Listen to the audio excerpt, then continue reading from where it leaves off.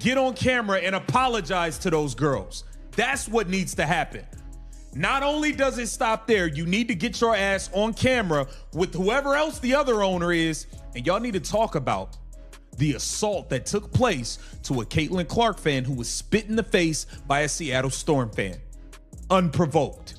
You guys need to be getting on camera and addressing that. How about that? This is not enough. Watch that body language. Watch how the security responds when they're told who the aggressor is.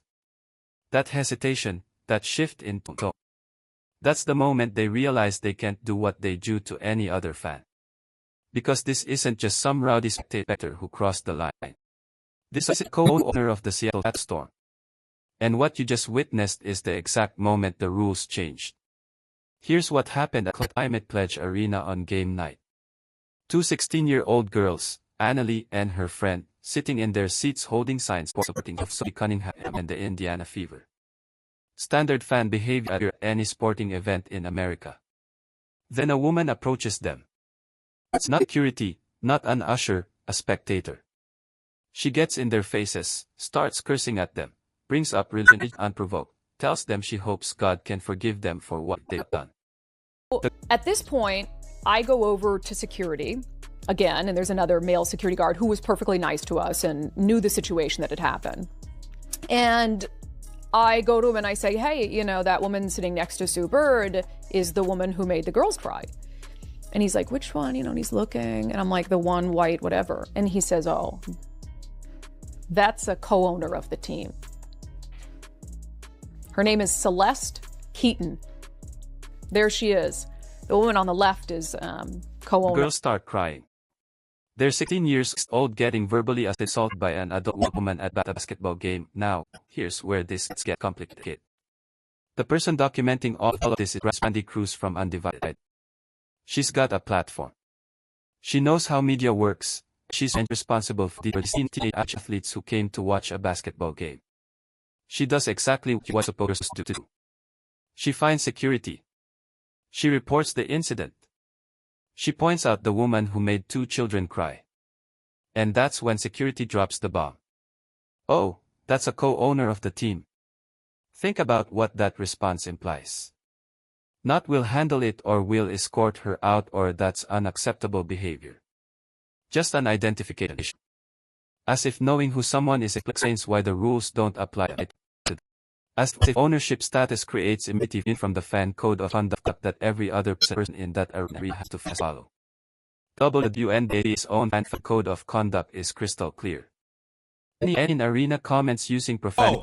So you and your wife need to come out. You and your wife need to come out and address this on camera. Your little 5-game suspension where you get to hide away is not enough. That's not enough.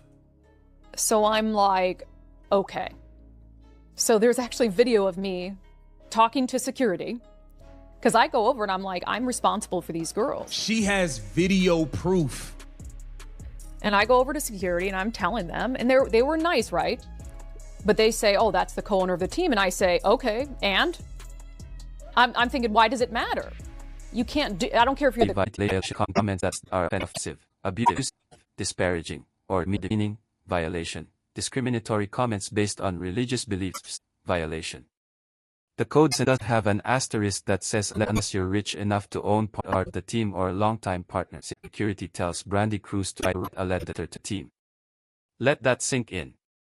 Write a letter to the team about the team's co-owner. You see the problem here. Who exactly is that letter going to? Who's going to enforce consequences when the person who violated the code of conduct is literally one of the people running the organization? This is where the power dynamic now becomes impossible to ignore.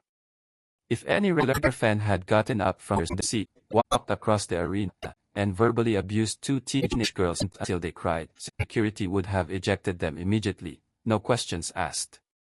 You'd be escorted out of the building, possibly banned from future games.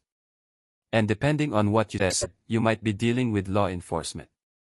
That's the standard. That's what happens when you cross the line at a professional sporting event. But Celeste Keaton didn't get ejected. She walked back to her courtside seat next to Sue Bird and watched the rest of the game. Security had basically said, if you find this woman, let us know. Well, I found her. Sorry that she happens to be the co-owner of the team, but she cursed out two 16-year-olds. I'm like, can we do something about it? And then one of the security guards says, well, you could go, there's an office up here, you could go up and talk to him. And the male security guard says, the best course of action is probably just to write a letter to the team. So they're telling me to write a letter to the team, okay? Write a letter to the team. The only reason any of this became public is because Brandy Cruz has a media platform and she knew how to use it.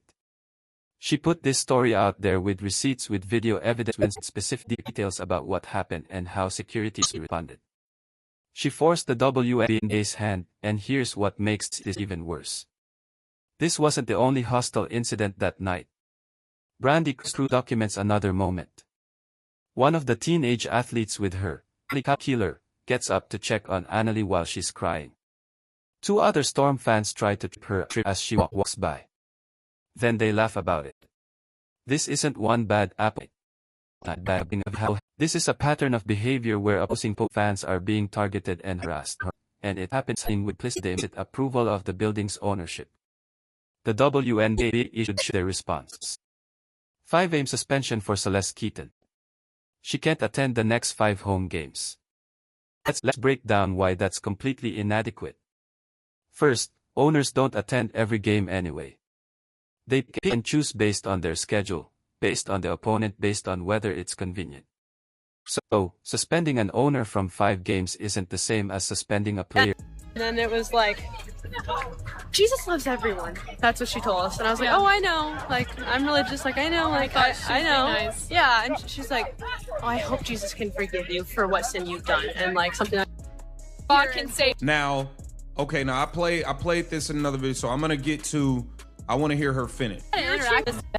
So hold on 1 second. Let me get to it. All right, here we go. That are discriminatory toward people based on their religious beliefs is against the rules. Well, they brought up God. Oh, I hope your God forgives you.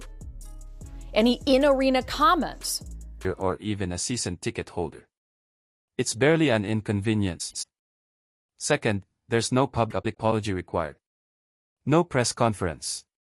No statement directly from Keaton to the girl she made cry or to the fans who witnessed this behavior. The WNBA issued a statement on her behalf. That's not accountability. That's damage control. Let's talk about what should have happened here. Celeste Keaton should be suspended from all Storm home games for the remainder of the season, not 5 games, the rest of the season. You want to show that ownership does create immunity. That's how you do it. Apply the same standard you apply to any fan who verbally abused children at your arena. Should each face a significant financial penalty, not a slap on the wrist fine. A substantial amount that actually matters even to someone wealthy enough to own a WNBA team. Money that goes directly to organizations supporting youth sports or anti-bullying initiatives. Make the punishment mean something. And most importantly, she needs to face cameras and apologize directly, not through a leak statement, not through a PR firm. Celeste Keaton needs to stand in front of a microphone and address what she did. Apologize to Annalie.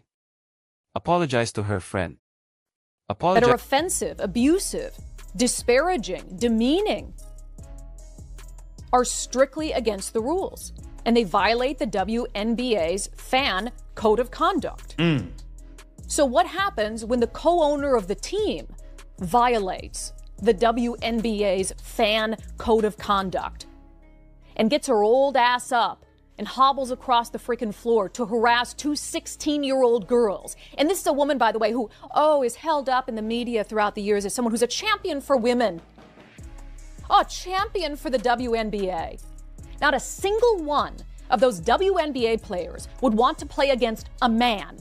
Not a single one of those team owners or any team owner of any WNBA team in the nation would want to have to play against a team that has to Brandy Cruz for putting her in an impossible situation. Apologize to every parent who brings their kid to a Storm game expecting a safe environment. But it doesn't stop with Keaton. The Storm organization needs to address the assault that happened in their building.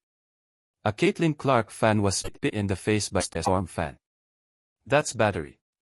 That's a crime. Where's the statement about increased security? Where's the announcement about how they're going to prevent this from happening again? Where's the acknowledgement that their building became hostile to opposing fans? Here's what Brandi Cruz exposed that goes beyond this single incident. She revealed the double standard that exists when powerful people violate the rules. Security knew immediately who Celeste Keaton was. They knew she was a co-owner. And that knowledge changed everything about how they responded. They went from, if you find her, let us know, to, well, that's complicated. The second they realized just who they were dealing with. This is the same woman who's been held up in media coverage as a champion for women's basketball, a champion for the WNBA, someone who invested in the league and supported women's sports. And maybe she has done those things, but that doesn't give her the right to verbally abuse teen girls at a basketball game. Damn, Brandi, I didn't know you like that. That was a good one. Man on it. But maybe if they did have a man on their team, the Storm wouldn't have lost 7 in a row last night.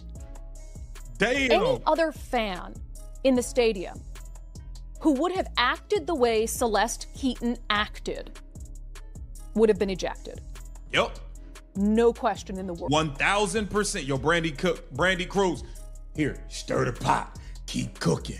Keep cooking. You whipping up a pot or something right now. Had I acted that way, got up, went and swore at 2 people, let alone children, and made them cry, I would have been ejected and I would have deserved it. But I would never do that because I'm not mentally disturbed and insane. And that wasn't the end of it. And I said last night when I got home, I was so mad. Like my motherly instincts had kicked in. And I was like, I will spare no one. Here's 2 girls who decided it would be a good idea to try to trip one of the... Your contributions to the league don't create a separate set of rules for your personal behavior. The irony here is thick. The WNBA has spent years trying to build family-friendly environments at their games. They've marketed themselves as accessible, as welcoming, as places where young girls can see professional women athletes and be inspired. Then you have an owner of one of those teams making young girls cry because they're supporting the opposing team. You have fans trying to trip teenage athletes. You have someone spitting on another fan's face. That's not family-friendly. That's hostile. Let's address the elephant in the room.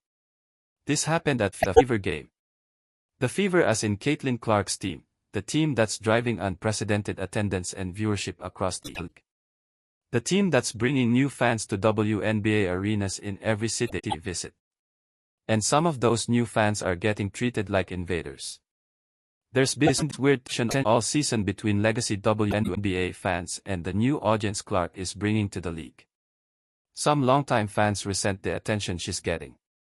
They resent that casual fans are showing up for Clark and not for the players who've been in the league for years.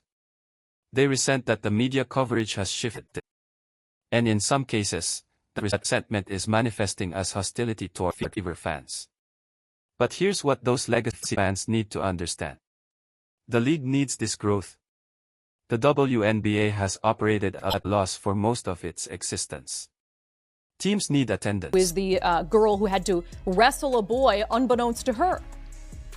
Callie Keeler had gotten up to go check on Annalie while she was crying, and these 2 absolute detestable creatures attempted to trip her and then laughed about it. Well, there are their faces. Let's find out who they are. Maybe they're someone of importance too.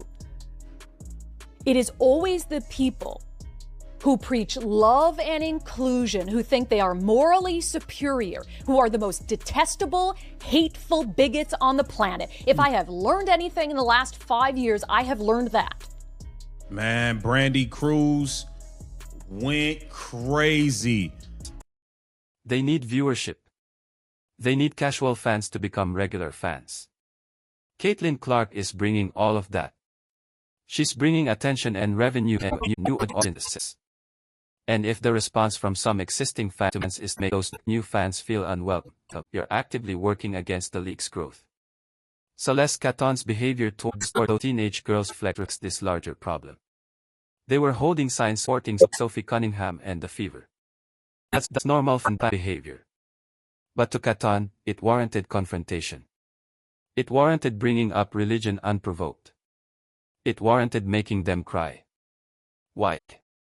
What about their science was so offensive that an adult woman and co-owner of the opposing team needed to get in their faces now? Let's talk about what happens next. Because the WNBA's weak response here sets a precedent. They've essentially told owners that if you violate the fan